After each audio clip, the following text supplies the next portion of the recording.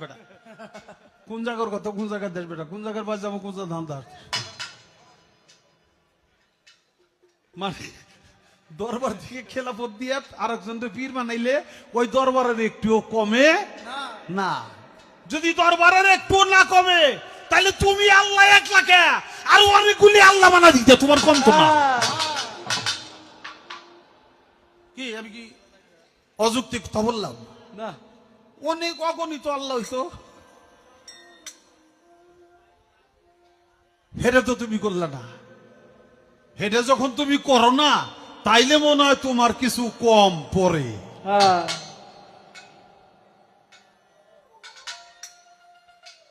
তাই আল্লাহর মতো আর একজন আল্লাহ নাই, দুইজন পাঁচজন দশজন আল্লাহ নাই। আর যদি থাকে তাহলে দেখাও। আর যদি তুমি না থাকে আল্লাহ এক আল্লাহ হয় তাহলে দরবার থেকে খেলাফত দিলে দরবারের যে কম পড়ে না আরো বাড়ে। তোমার মতো আরো 10টা 20টা আল্লাহ 200-400 আল্লাহ যদি আরো বানাই দিতে তাহলে তোমার আরো দাম বাড়তো। এটা তো তুমি করলে না। এত বুঝো তা তো বুঝো না।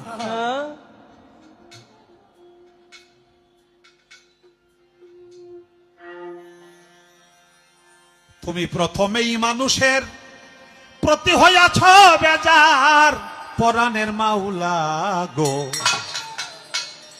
তুমি প্রথমেই মানুষের প্রতি হইয়াছ বেজার। কয় যে তোমার ভিতরে মানবদের ভিতরে 5টা নফস আছে,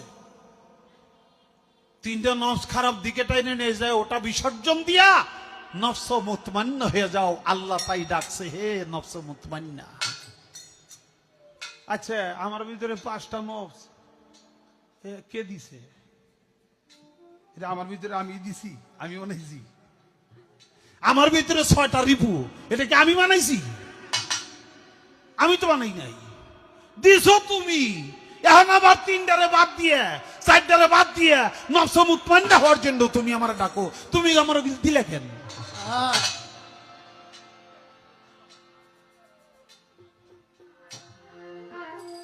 ও মাওলা গো মাওলা গো,